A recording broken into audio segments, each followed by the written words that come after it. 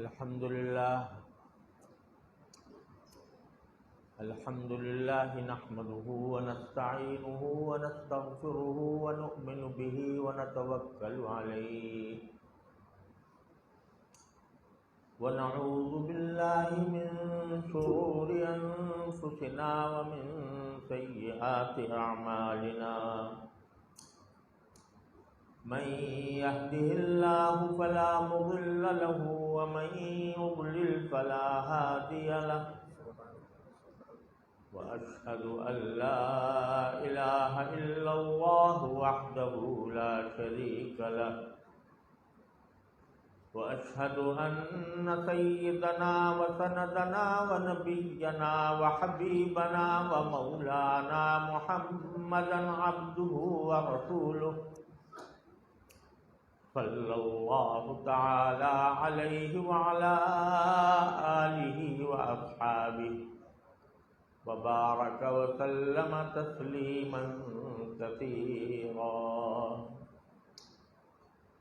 أما بعد فأعوذ بالله من الشيطان الرجيم بسم الله الرحمن الرحيم لقد كان لكم في رسول الله أسوة حسنة لمن كان يرجو الله واليوم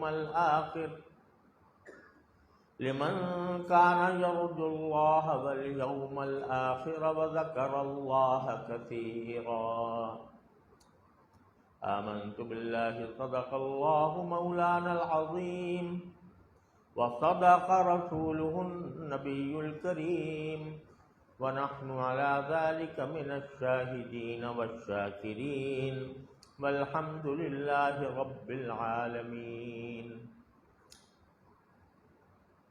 بزرگان محترم اور برادران عزیز، السلام علیکم ورحمۃ اللہ تعالی وبرکاتہ۔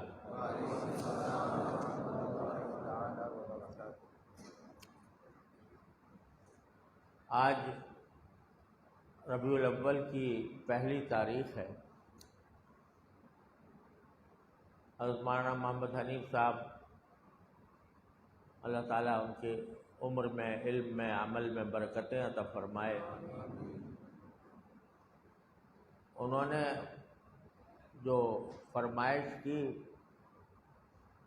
تو میں پہلے سے میرے ذہن میں یہی بات تھی کہ آج ربیع الاول کا کمال مظاہرہ کرتے ہوئے سید الاولین والآخرین سرکار دو عالم صلی اللہ علیہ وسلم کو مبعوث فرمایا۔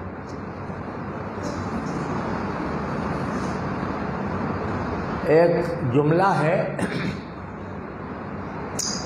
جو حدیث کے طور پر بیان کیا جاتا ہے، حدیث قدسی کے طور پر۔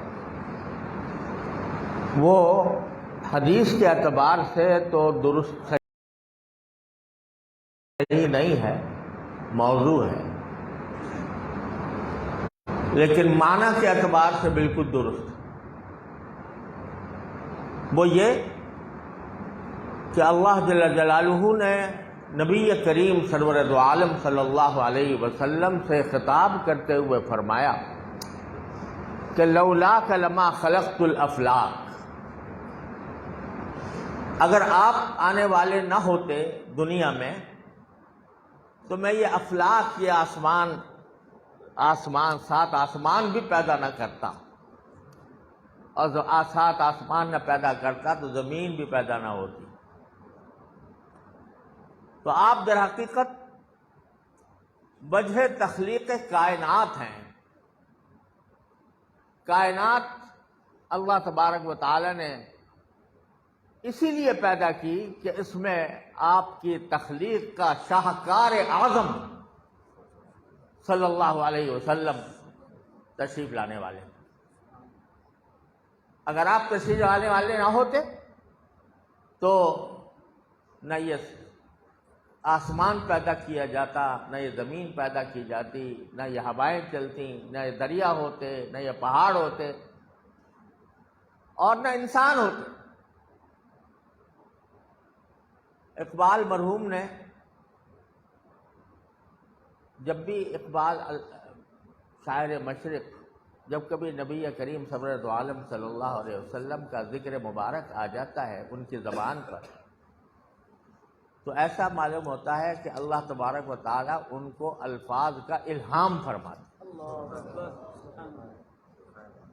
وہ دانائے سبل مولائے کل رس ختم الرسل جس نے غبار راہ کو بخشا فروغ وادی سینہ، نگاہ عشق و مستی میں وہی اول وہی آخر، وہی یاسین وہی فرقان وہی قرآن وہی طٰہٰ۔ اور دوسری جگہ کہا ہے کہ ہو نہ یہ نام تو کلیوں کا تبسم بھی نہ ہو، ہو نہ یہ نام تو کلیوں کا تبسم بھی نہ ہو، چمن دہر میں بلبل کا ترنم بھی نہ ہو، یہ نہ ساقی ہو تو پھر میں بھی نہ ہو، خم بھی نہ ہو، بزم توحید بھی دنیا میں نہ ہو، تم بھی نہ ہو،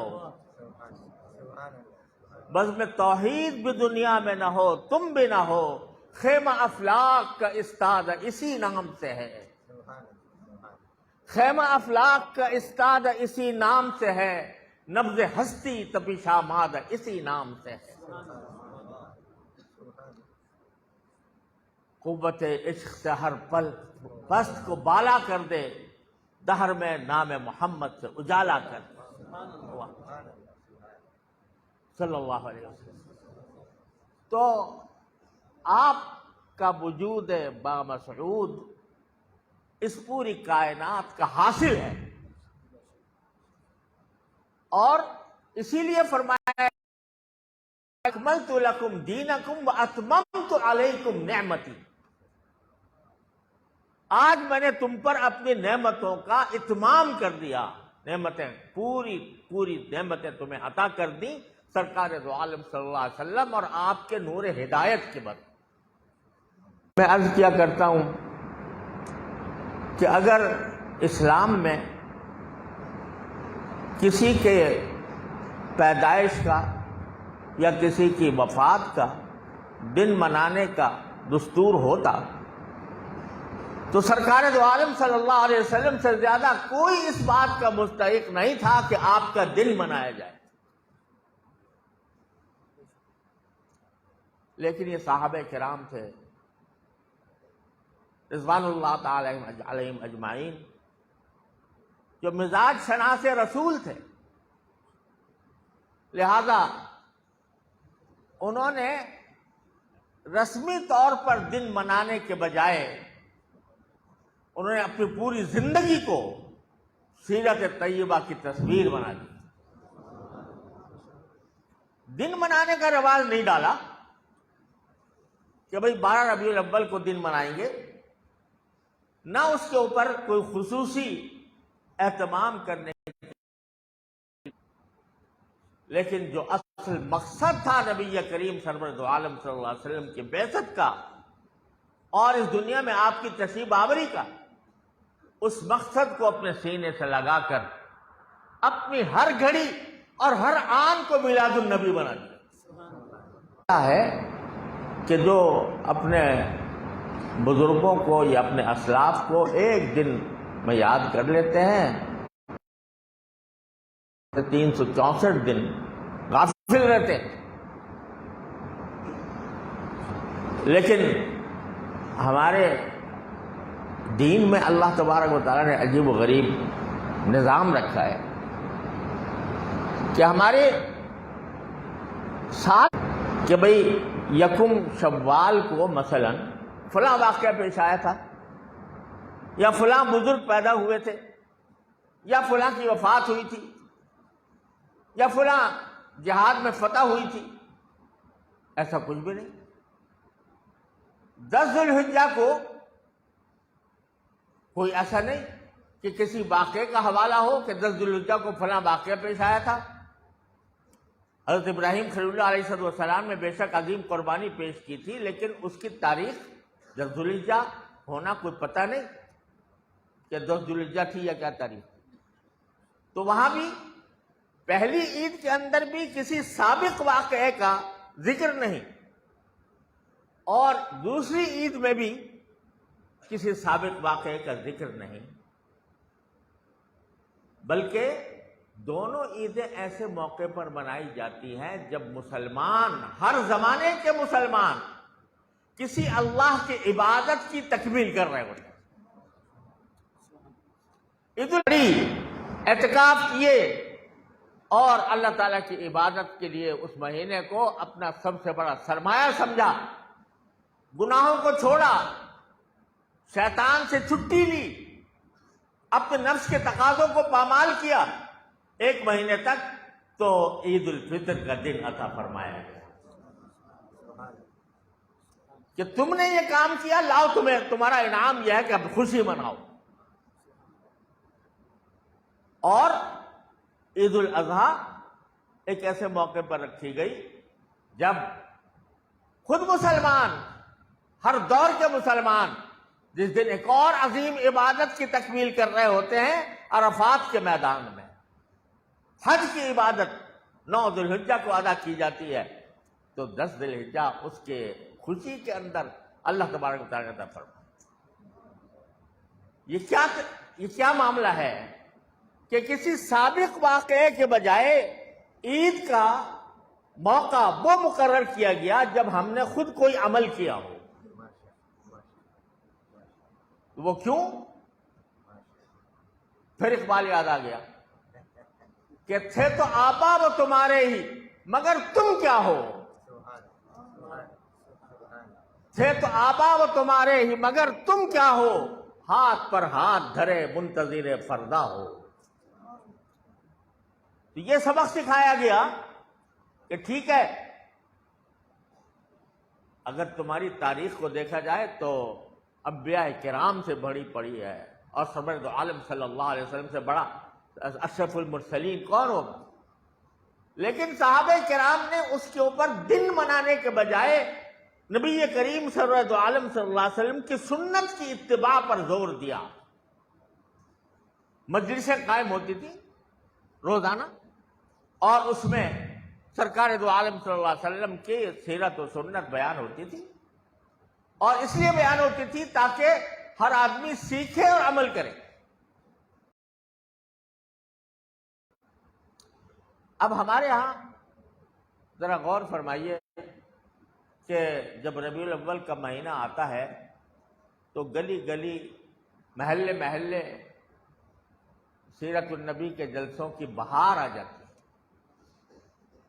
اور اس میں کوئی شک نہیں کہ یہ سارے سیرت کے جلسے جو سیرت کے مطابق ہوں وہ بڑی مبارک چیز ہے، اور ان کا یقیناً فائدہ بھی ہوتا ہے.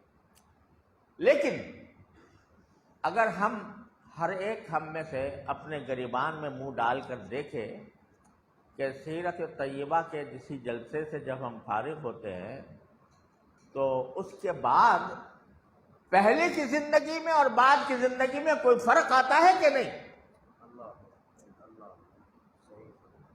سیرت طیبہ کی مجلس جمع کی، محفلیں جمع ہوئیں، جلسے ہوئے، نعتیں پڑھی گئیں، سرکار دو عالم صلی اللہ علیہ وسلم کی تعریف و توصیف ہوئی، بہت بڑی سعادت ہے، کوئی شک نہیں. لیکن کیا اس کے بعد ہماری زندگی میں کوئی فرق آیا؟ جھوٹ بولنا چھوڑا، رشوت لینی چھوڑی، غیبت کرنا چھوڑا، دوسرے کی دل آزاری چھوڑی، نمازوں کی جماعت کی پابندی شروع کی. جو احکام اور تعلیمات سرکار دو عالم صلی اللہ علیہ وسلم لے کر تشریف لائے تھے ان پر کتنا عمل.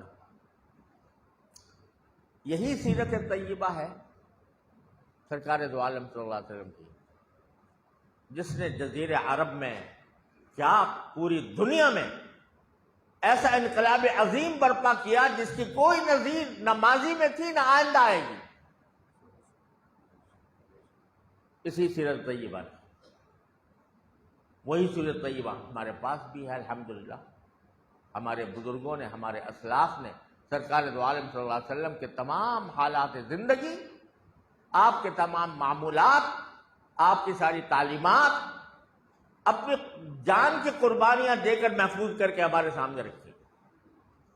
آج ہمارے پاس کھلی کتاب کی شکل میں سرکار دو عالم صلی اللہ علیہ وسلم کی سیرت طیبہ موجود ہے، لیکن باوجود اس کے ہماری زندگی میں کوئی انقلاب نہیں آ رہا، کوئی فرق نہیں پڑ رہا، اس لیے کہ ہم نے یہ محض ایک رسم اور جو اصل مقصود تھا کہ اتباع سنت ہو، اس کی طرف دھیان اور توجہ نہیں ہوتی۔ سرکار دو عالم صلی اللہ علیہ وسلم کا معمول یہ تھا کہ آپ جس چیز کا دوسروں کو حکم دیتے یا جس چیز کی دعوت آپ دیتے، کہ مثال پیش کرتے، دوسرے لوگوں کو کہا 5 نمازیں پڑھ لو 5 وقت، اور ایک صحابی اعرابی آئے اور پوچھا کہ رسول اللہ کہ اور بھی اس کے بعد بھی؟ تو فرمایا نہیں، کوئی ضروری نہیں ہے، ہاں تمہارا دل چاہے تو اور۔ تو سرکار دو عالم صلی اللہ علیہ وسلم نے فرمایا کہ افلح الرجل ان صدق، یہ اگر سچا ہے کہ میں سارا عمل کروں گا فرائض کے اوپر اور چاہے نفلیں چھوڑ دوں، تو یہ فلاح پا گیا، جنت میں پہنچ گیا۔ دوسروں کو تو یہ حکم، اور خود کا حال یہ ہے کہ رات کو کھڑے ہیں تو پاؤں پر برم آ رہا ہے، پاؤں پر برم آ رہا ہے۔ ایک صحابی حضرت حذیفہ بن یمان رضی اللہ تعالیٰ عنہ فرماتے ہیں کہ ایک روز میرا دل چاہا کہ میں رسول کریم صلی اللہ علیہ وسلم کے ساتھ تہجد کی نماز پڑھ کے دیکھوں۔ تو کہتے ہیں میں نے اجازت لے کر سرکار دو عالم صلی اللہ علیہ وسلم کے گھر میں حاضر ہو گیا تہجد کے وقت، اور اجازت لے کر میں بھی کھڑا ہو گیا پیچھے۔ اب جو رسول کریم صلی اللہ علیہ وسلم نے تلاوت شروع کی تو پوری سورہ بقرہ، پوری سورہ بقرہ 2.5 پاروں کی پڑھتے چلے جا رہے ہیں، پڑھتے چلے جا رہے ہیں، رکوع کا نام ہی نہیں لیتے۔ تو میں نے کہا یار پہلی رکعت میں یہ حال ہے تو دوسری میں کیا ہوگا؟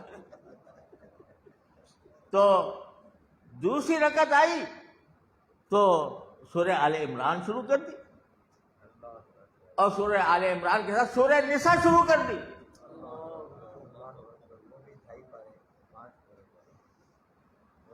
کہتے ہیں میرے پاؤں تھک گئے، میں نے سوچا کہ میں نے جو ارادہ کیا تھا کہ آپ کے پیچھے پڑھوں گا تو یہ میرے لیے اپنے بس سے باہر نظر آ رہا ہے، لیکن کہتے ہیں 4 رکعتیں میں نے پڑھی رسول کریم صلی اللہ علیہ وسلم کے ساتھ اس طرح، تو پاؤں پر برم آ رہا ہے، جس کے بارے میں کہہ دیا گیا کہ تم معصوم ہو، خطا سے پاک ہو، اور اگر کوئی چھوٹی موٹی لغزش ہوئی بھی ہے تو سب معاف ہے، آگے پیچھے کے سب معاف ہے۔ قد غفر لک اللہ ما تقدم من ذنبک وما تأخر۔ وہ اللہ کے سامنے پاؤں پر برم آ رہا ہے۔ حضرت عائشہ صدیقہ رضی اللہ تعالیٰ پوچھتی ہے کہ یا رسول اللہ آپ کو تو سارے گناہ معاف ہیں، گناہ ہے ہی نہیں اور ہو تو معاف ہیں، تو آپ اتنی محنت کیوں کرتے؟ فرمایا افلا اکون عبدا شکورا، کیا میں اپنے اللہ کا شکر گزار بندہ نہ بنوں؟ تو اعرابی کو تو یہ کہہ دیا کہ چل فرائض پر اتباع کر لے تو فلاح پا جائے گا، لیکن اپنا عمل یہ ہے کہ راتوں کو کھڑے ہیں، دوسروں کو 5 وقت کی نماز فرمائی اور خود 8 وقت کی، اشراق، چاشت، تہجد، یہ خود کا معمول یہ ہے۔ دوسروں کو کہا کہ بھائی 2.5% ادا کر دیا کرو زکوٰۃ، اپنے پورے مال میں سے 2.5% سالانہ، اور خود کا حال یہ ہے کہ کسی وقت سونے کا ایک ٹکڑا گھر میں پڑا رہ گیا اور نماز کے لیے تشریف لے آئے، تو نماز پڑھتے ہی فوراً تیزی سے لپکتے ہوئے گھر تشریف لے گئے۔ صحابہ کرام حیران ہیں کہ ایک دم سے اتنی جلدی سے کیوں تشریف لے گئے؟ تو فرمایا کہ بعد میں جب پوچھا تو فرمایا کہ میرے گھر میں سونے کا ایک ٹکڑا پڑا رہ گیا تھا، مجھے خیال آیا کہ کہیں ایسا نہ ہو کہ وہ دن گزر جائے اور وہ میں نے کسی کو دیا نہ ہو۔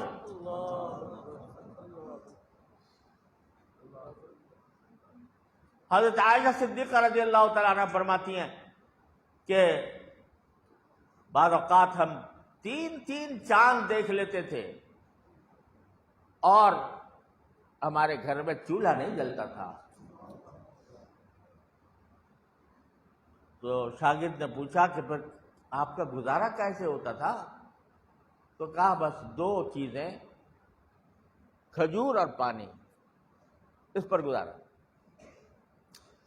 تو دوسروں کو یہ کہ بھائی 2.5% دے دو، باقی سب تمہارا، اور خود کا یہ حال کہ کوئی چیز بچتی نہیں تھی۔ جس چیز کی دوسروں کو دعوت دی اس سے زیادہ کر کے آپ نے دکھایا۔ آج ہماری دعوت میں جو اثر نہیں رہا اس کی وجہ در حقیقت یہ ہے کہ اللہ بچائے، اللہ تعالیٰ اس کے انجام سے بچائے کہ أَتَأْمُرُونَ النَّاسَ بِالْبِرِّ وَتَنْسَوْنَ أَنفُسَكُمْ، کہ لوگوں کو ہم دعوت دیتے ہیں نیکی کی اور اپنے آپ کو بھلا بیٹھتے ہیں۔ تو سرکار دو عالم صلی اللہ علیہ وسلم کی دعوت میں جو تاثیر تھی، آپ کی سیرت میں جو تاثیر تھی، وہ اس کی وجہ سے۔ میں نے جو آیت پڑھی اس میں اللہ تبارک و تعالیٰ نے سرکار دو عالم صلی اللہ علیہ وسلم کی دنیا میں بھیجنے کا جو اصل مقصد ہے وہ بتایا کہ لَقَدْ كَانَ لَكُمْ فِي رَسُولِ اللَّهِ أُسْوَةٌ حَسَنَةٌ، تمہارے لیے اللہ کے رسول میں بہترین اسوہ ہے، یعنی بہترین نمونہ ہے۔ ہم نے ایک ایسی تخلیق کا ایک شاہکار بھیجا ہے تمہارے پاس کہ وہ تمہارے لیے نمونہ ہے، یعنی اس کو دیکھتے رہو اور اپنی زندگی کو اس کے مطابق ڈھالتے رہو۔ اگر تم شوہر ہو تو خدیجہ اور عائشہ کے شوہر کو دیکھو کہ ان کے ساتھ اس نے کیسا سلوک کیا۔ اگر تم باپ ہو تو فاطمہ کے باپ کو دیکھو کہ اس نے اپنی بیٹی کے ساتھ کس طرح معاملہ فرمایا۔ جب فاطمہ رضی اللہ تعالی عنہ گھر میں آ جاتی تو سرکار دو عالم صلی اللہ علیہ وسلم کھڑے ہو کر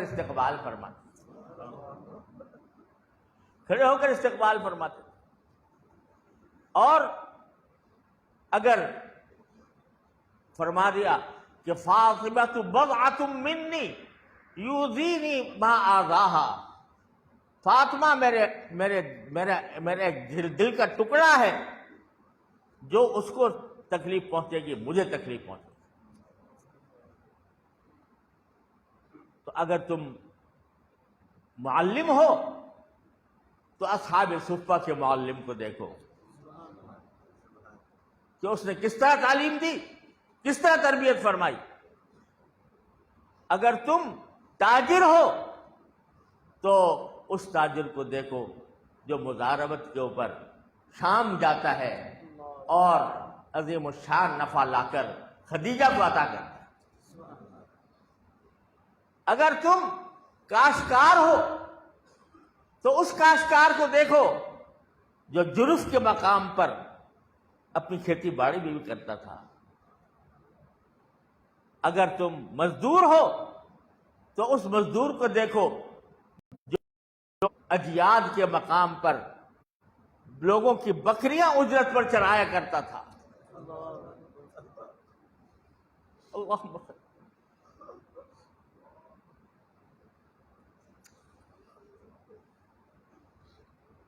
اگر تم سپہ سالار ہو تو بد کرتا ہے اور احد کی تھوڑی سی شکست میں وہ کیا کرتا ہے. اور حنین کے موقع پر جب لوگ دشمنوں کے تیروں سے مغلوب ہو کر بھاگ رہے ہیں، تنہا گھوڑے پر اپنے اونٹ پر سوار ہو کر کہتا ہے کہ انا النبی لا کذب انا ابن عبد المطلب، میں ہوں نبی، جھوٹ بات نہیں ہے، میں ناکام نہیں کر سکتی. انا النبی لا کذب انا ابن عبد المطلب. جب سارے بڑے بڑے سورما اس وقت مغلوب ہو گئے تھے،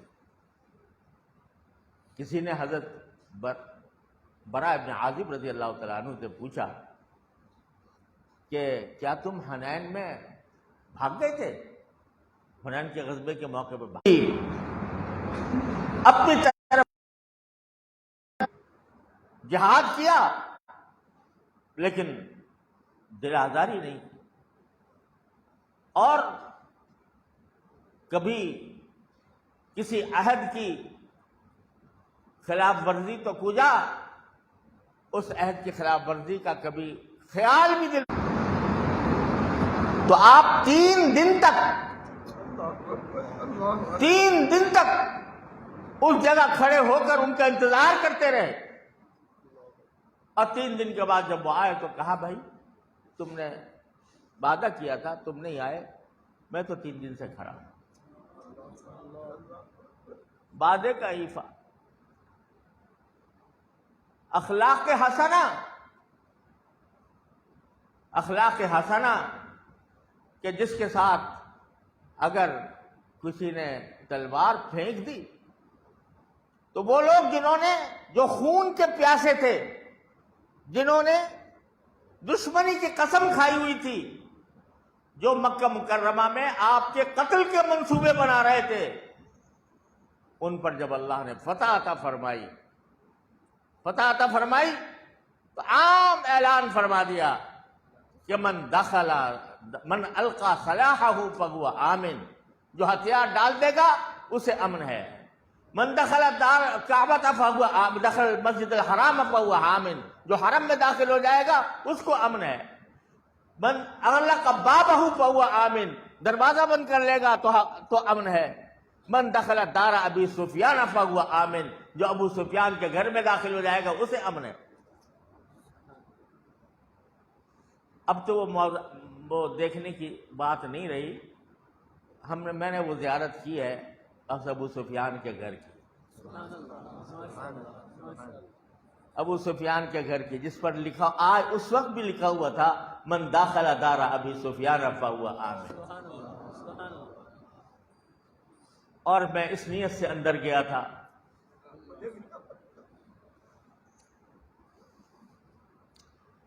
کہ آپ نے فرمایا تھا کہ جو اس گھر میں داخل ہو جائے گا اسے امن ہے. تو فاتح کیسا فاتح؟ جس کی گردن اکڑی ہوئی نہیں ہے، جس کا سینہ تنا ہوا نہیں ہے، ناقے کے اوپر سوار ہے. اور حضرت انس فرماتے ہیں مجھے آج بھی یہ منظر یاد ہے کہ آپ کا سر مبارک، آپ کی ٹھوڑی مبارک سینے کو چھو رہی ہے، آنکھوں سے آنسو جاری ہے، اور زبان پر ہے انا فتحنا لک فتحا مبینا.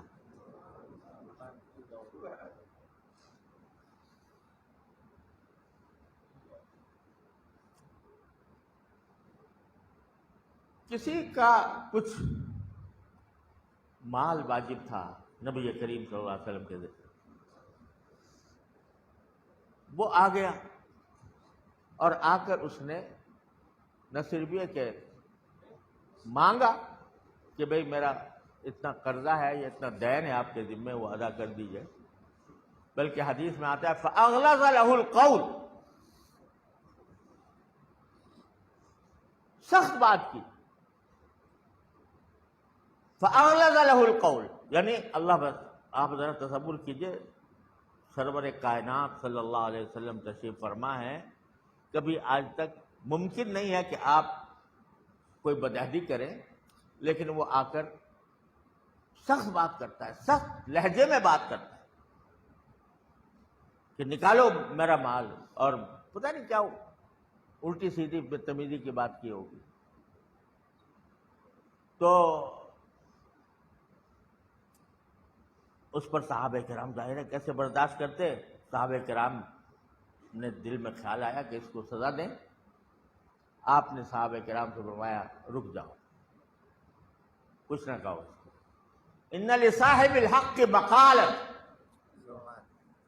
جس کا کوئی حق دوسرے پر ہو اس کو کچھ کہنے کی بھی اجازت ہے، کہنے کی بھی گنجائش ہے. لہذا اگر یہ مجھے کچھ سختی سے بات کر رہا ہے تم اس کو جواب نہ دو. یہ حلم، یہ مغفرت، یہ عفو، یہ حق شناسی، یہ انسان دوستی، یہ ساری کی ساری سنتیں ہیں نبی کریم صلی اللہ علیہ وسلم. الحمدللہ اللہ تعالیٰ کے فضل و کرم سے ہم جو بیٹھے ہیں یہاں پر، اللہ تعالیٰ نے اپنے فضل و کرم سے، محض اپنے فضل و کرم سے ہمیں کچھ ظاہری سنتوں پر عمل کی توفیق عطا فرما دی ہے. یہ بھی ان کا کرم ہے اور معمولی بات نہیں ہے. رسول کریم صلی اللہ علیہ وسلم کی کوئی سنت چھوٹی نہیں ہوتی، کوئی سنت چھوٹی نہیں ہوتی.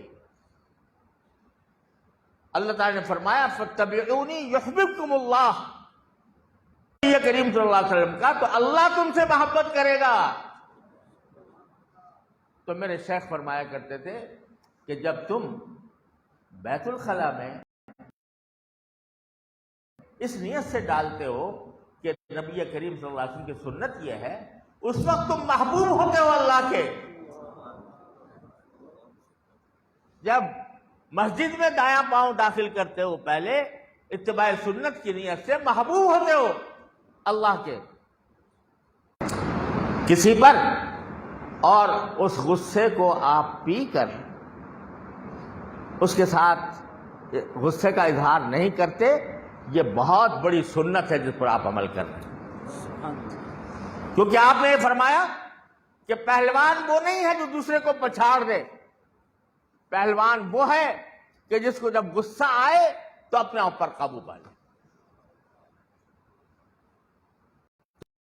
تو یہ ساری سنتیں آپ کے بس میں کہا جاتا ہے کہ لا تنتہک فیہ الحرم، تنتہک فیہ الحرم، فیہ الحرم. آپ کی مجلس میں کسی کی عزت سے کھیلا نہیں جاتا تھا.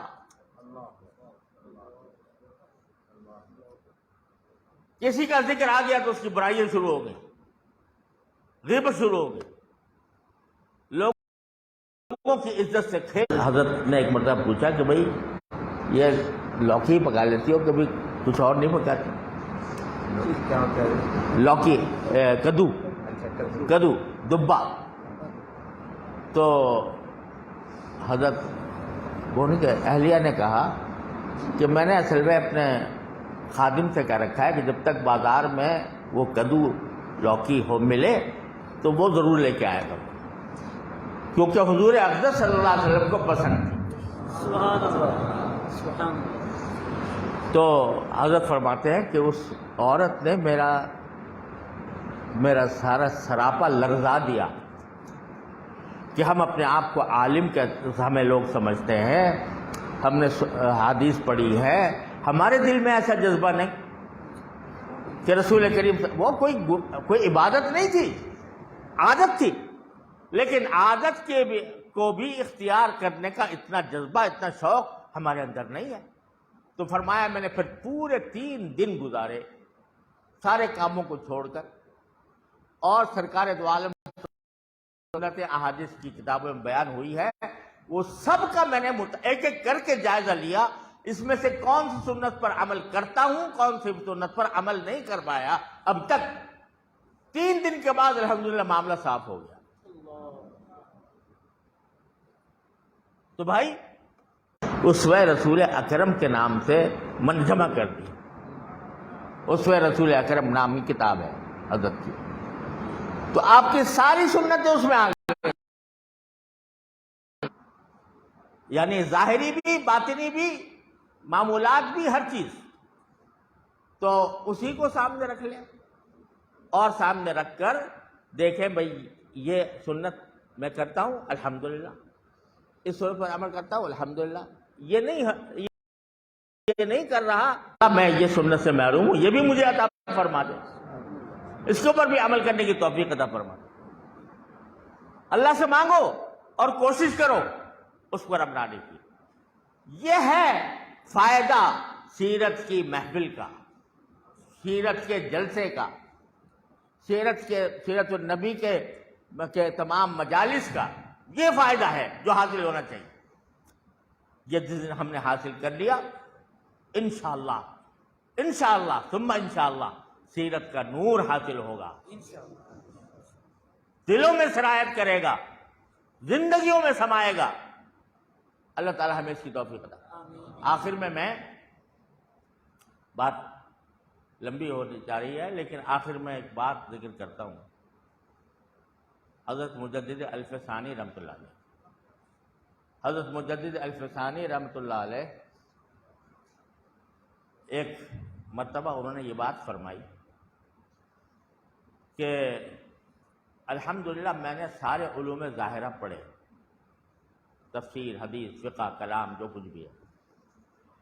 اس کے بعد میں نے دیکھا کہ یہ کچھ لوگ ہیں جو باطن کے علوم لیے بیٹھے ہیں، تصوف والے، صوفیاء کرام، ان کے علوم جا کے حاصل کیے، اور ان کے سارے اوراد و اشغال جتنے بھی ہوتے تھے وہ سارے کیے، یہاں تک کہ اللہ نے مجھے اس مقام پر پہنچایا کہ اگر وہ مقام کی میں بات لوگوں کے سامنے کروں تو علماء مجھے کافر نہ قرار دے دیں، اور جو اولیاء ہے وہ کہیں مجھے زندیق قرار نہ دے دیں، لیکن میں کیا کروں کہ مجھے وہ حاصل ہوئے اللہ تعالیٰ کے فضل و کرم سے، میں کہاں سے کہاں تک پہنچا، سر پہنایا۔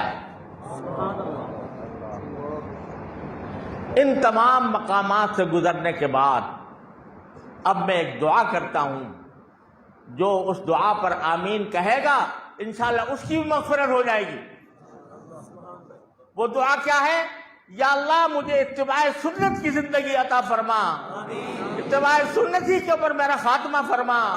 یا اللہ میری زندگی اور موت بھی نبی کریم سرورت عالم صلی اللہ علیہ وسلم کی سنت کی اتباع میں فرما، اور سارے احوال و مواجید وہ سب قربان ہیں نبی کریم سرورت عالم صلی اللہ علیہ وسلم کی سنت کے اوپر۔ آمین آمین آمین۔ تو جتنے یہ آپ سنتے ہیں کشف، کرامات، مواجید، احوال، حضرت مجدد صاحب فرماتے ہیں سب سے گزرنے کے بعد میں یہ دعا کرتا ہوں کہ مجھے بس ایک چیز چاہیے کہ سنت کی اتباع کی اللہ توفیق عطا فرما دے۔ آمین ثم آمین۔ اللہ تعالی ہم سب کو عطا فرما دے۔ وصلی اللہ تعالی علی خیر خلق سیدنا و مولانا محمد وعلی آلہ و اصحابہ اجمعین۔ حضرت ذرا ایک منٹ تشریف رکھیں۔ جی